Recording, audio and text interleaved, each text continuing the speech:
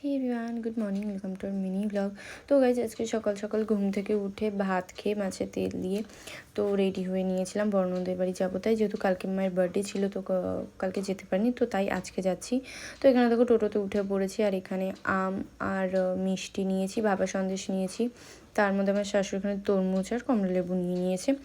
তো নিয়ে এটি আমরা চলে গেছিলাম বর্ণদের বাড়ি। তো এখানে দাদাভাই বসে কথা বলছে, এটা হচ্ছে বর্ণদের বর আর এটা হচ্ছে শাশুড়ি।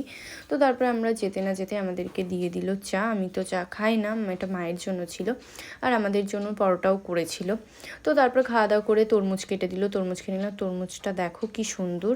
তো তারপরে তরমুজ খাওয়া দাওয়া করে আমার বর্ণদূতকে রান্নাবান্না চাপিয়ে দিয়েছে, রান্নাবান্না প্রায় কমপ্লিট, আমাকে কষা মাংস তুলে দিয়েছে। তো গাইস এখানে দুপুরে লাঞ্চ নিয়ে বসে পড়ি। মেনুতে ছিল চুনো মাছের চচ্চড়ি আর চিকেন। তো তারপরে লস্যি খেয়ে আমরা বাড়ির উদ্দেশ্যে রওনা দিয়ে দিই। তো দেখো বাড়ি পৌঁছে গেছি, আর এখানে জামা কাপড় চেঞ্জ করে আমি একটু কেক খেয়ে নিয়েছিলাম, যেহেতু সন্ধ্যেবেলায় খিদে পেয়ে গেছিলো। এটা ছিল মায়ের বার্থডের কেক আগের দিনের। তো তারপরে হঠাৎ এখানে ঝড় বৃষ্টি শুরু হয় গাইজ, আর আমরা সব এখানে বসে রয়েছি। তো গাইজ ব্লগটা এই পর্যন্তই।